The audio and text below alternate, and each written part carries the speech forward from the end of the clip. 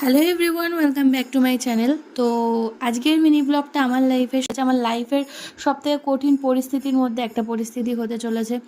তোমরা অনেকেই জানো, আবার অনেকেই জানো না।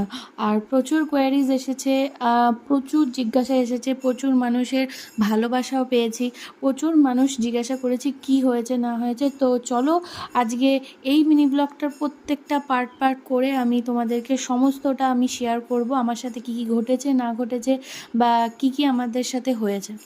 প্রথমেই বলি, সকালবেলা ঘুম থেকে উঠে একদম রেডি হয়ে চলে এসেছি কলকাতা ইন্টারন্যাশনাল নেতাজি সুভাষচন্দ্র বোস এয়ারপোর্টে।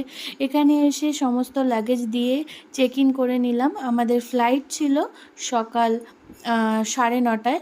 তো সেই জন্য আমরা ওয়েট করছিলাম, ওয়েটিংয়ে এখানে বসে। তো বাবানের পেয়ে গেছিলো খিদে, ওখান থেকে ওকে একটা কেক খাইয়ে নিয়েছিলাম। তারপরে আমরা বোর্ডিং পাসের লাইনে দাঁড়িয়ে পড়লাম। বাকিটা তোমাদের নেক্সট পার্টে দেখাবো।